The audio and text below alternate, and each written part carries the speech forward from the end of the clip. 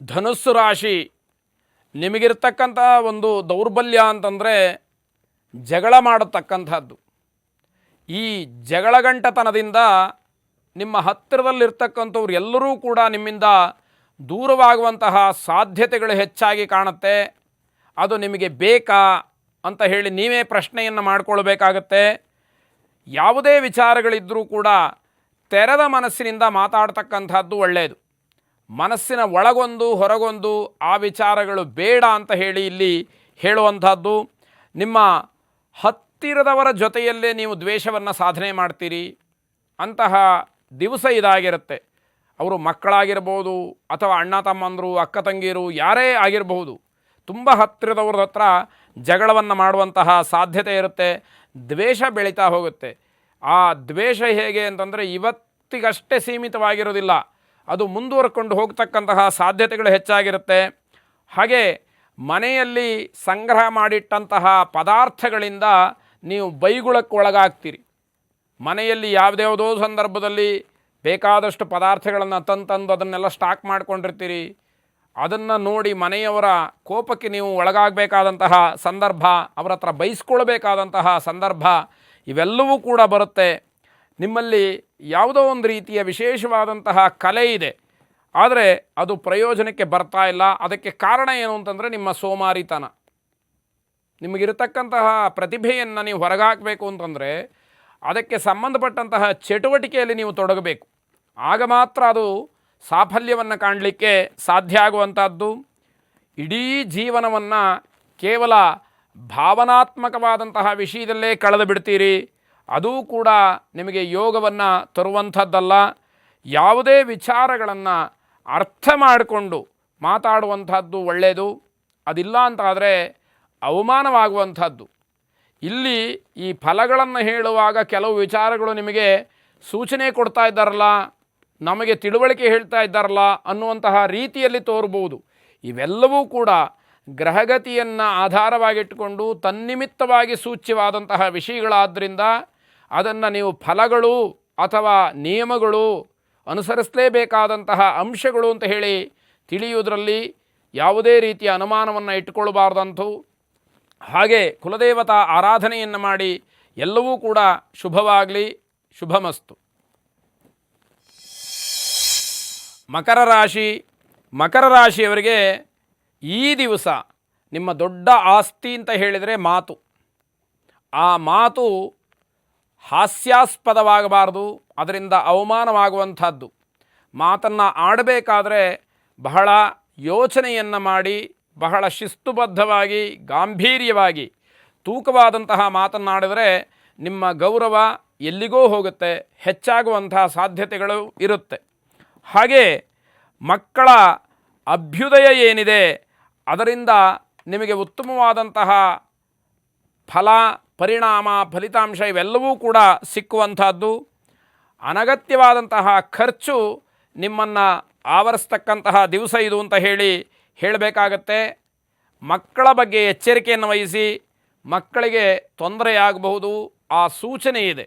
ಅದಕ್ಕೋಸ್ಕರವಾಗಿ ಚಿಕ್ಕ ಮಕ್ಕಳನ್ನು, ಜವಾಬ್ದಾರಿ ಇನ್ನೂ ಪೂರ್ಣವಾಗಿ ಬಂದಿಲ್ಲದೇ ಇರತಕ್ಕಂತಹ ಮಕ್ಕಳನ್ನು ಒಬ್ಬೊಬ್ಬರನ್ನೇ ಎಲ್ಲಿಗೋ ಕಳಿಸೋದಾಗಲಿ ಅಥವಾ ಅವರನ್ನು ಬಿಟ್ಟು ನಿಮ್ಮ ಲೋಕದಲ್ಲಿ ನೀವು ವ್ಯವಹರಿಸೋದಾಗಲಿ ಇದ್ಯಾವುದೂ ಕೂಡ ಅಷ್ಟು ಶ್ರೇಯಸ್ಕರವಾಗಿರೋದಿಲ್ಲ.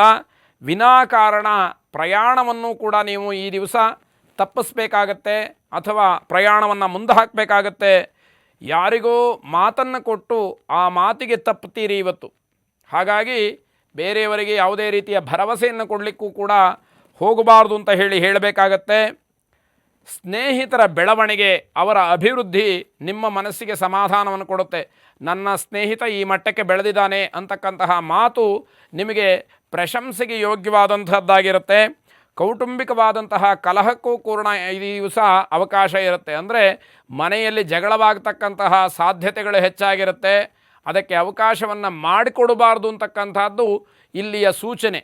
ಹಾಗಾಗಿ ಅದೆಲ್ಲವನ್ನೂ ಕೂಡ ಮನಸ್ಸಿನಲ್ಲಿಟ್ಟುಕೊಂಡು ವಿಶೇಷವಾಗಿ ನಿಮ್ಮ ಕುಲದೇವತೆಯ ಜೊತೆಗೆ ಮಹಾಲಕ್ಷ್ಮಿಯನ್ನು, ಮಹಾಕಾಳಿಯನ್ನು, ಮಹಾ ಸರಸ್ವತಿಯನ್ನು ಆರಾಧನೆ ಮಾಡ್ತಾ ಹೋಗಿ ಆ ಅನುಗ್ರಹದಿಂದ ನಿಮಗೆ ಆ ದಿವ್ಯ ಶಕ್ತಿಯ ಒಂದು ಪ್ರಭಾವ ನಿಮ್ಮ ಮೇಲೆ, ಕುಟುಂಬದ ಮೇಲೆ ಬೀರುವಂಥದ್ದಿದೆ. ಶುಭವಾಗಲಿ. ಕುಂಭರಾಶಿ. ಕುಂಭರಾಶಿಯವರಿಗೆ ಈ ದಿವಸ ಬಹಳ ದೊಡ್ಡ ಮಟ್ಟದ ದೊಡ್ಡ ಆಲೋಚನೆಗಳು ಮನಸ್ಸಿನಲ್ಲಿ ಬರತಕ್ಕಂಥದ್ದಿರುತ್ತೆ. ಆರ್ಥಿಕವಾಗಿಯೂ ಕೂಡ ಚಿಂತನೆಯನ್ನು ಮಾಡುವಂಥದ್ದು. ಅಂದರೆ ನಾನು ಎಷ್ಟು ಹಣ ಹೂಡಿಕೆಯನ್ನು ಮಾಡಬೇಕು, ಆ ಕೆಲಸಕ್ಕೆ ಅನುಗುಣವಾದಂತಹ ಹಣ ಹೂಡಿಕೆ ನನ್ನಿಂದ ಸಾಧ್ಯನಾ ಇತ್ಯಾದಿಗಳೆಲ್ಲ ನಿಮಗೆ ಪ್ರಶ್ನೆ ಬರುವಂಥದ್ದು. ಮಕ್ಕಳ ಅಭ್ಯುದಯ ಅಂದರೆ ಮಕ್ಕಳಲ್ಲಿ ಆಗ್ತಕ್ಕಂತಹ ಬೆಳವಣಿಗೆ ಏನಿದೆ ಅದು ನಿಮಗೆ ಸಮಾಧಾನ, ತೃಪ್ತಿ, ಸಂತೋಷ ಎಲ್ಲವನ್ನೂ ಕೂಡ ತಂದುಕೊಡುವಂಥದ್ದು. ಮಕ್ಕಳು ಅಷ್ಟರ ಮಟ್ಟಿಗೆ ವಿಧೇಯರಾಗಿ ಪ್ರಗತಿಶೀಲರಾಗಿ ನಿಮ್ಮೆದುರುಗಡೆ ಕಾಣ್ತಕ್ಕಂಥದ್ದಿದೆ. ನಿಮ್ಮ ನಿರೀಕ್ಷೆಗಳೆಲ್ಲವೂ ಕೂಡ ಮಕ್ಕಳಿಂದ ಪೂರ್ಣವಾಗುತ್ತೆ ಅನ್ನುವಂತಹ ಒಂದು ನಂಬಿಕೆ, ದೃಢವಾದಂತಹ ಸ್ಥಿರವಾದಂತಹ ಮನೋಭಾವ ನಿಮ್ಮಲ್ಲಿ ಬೆಳೆಯುವುದಕ್ಕೆ ಅವಕಾಶವಾಗುವಂತಹ ದಿವಸ. ಕುಟುಂಬದಲ್ಲಿ ಆರೋಗ್ಯಕರವಾದಂತಹ ಚರ್ಚೆಗಳು ನಡೆಯುತ್ತೆ. ಯಾವ ವಿಷಯ ಯೋಗ್ಯವೋ ಅದರ ಬಗ್ಗೆ ಮಾತ್ರ ಮಾತುಗಳು ನಡೆಯುವಂಥದ್ದು. ಮತ್ತು ಅಕ್ಕ ಅಥವಾ ತಂಗಿಯರಿಗೆ ಸ್ವಲ್ಪ ಆಘಾತವಾಗತಕ್ಕಂತಹ ಸಂದರ್ಭ, ನೀವು ಅದನ್ನು ಸಹಕರಿಸಬೇಕಾಗತ್ತೆ. ಅವರು ನಿಮ್ಮನ್ನೇ ನಂಬಿಕೊಂಡಿರತಕ್ಕಂತಹ ಸಾಧ್ಯತೆಯೂ ಕೂಡ ಹೆಚ್ಚಾಗಿರುತ್ತೆ. ಆ ಭಗವಂತ ಈಶ್ವರನನ್ನು ಪ್ರಾರ್ಥನೆ ಮಾಡಿ ಎಲ್ಲವೂ ಕೂಡ ಶುಭವಾಗಲಿ. ಕೊನೆಯದಾಗಿ ಮೀನರಾಶಿ.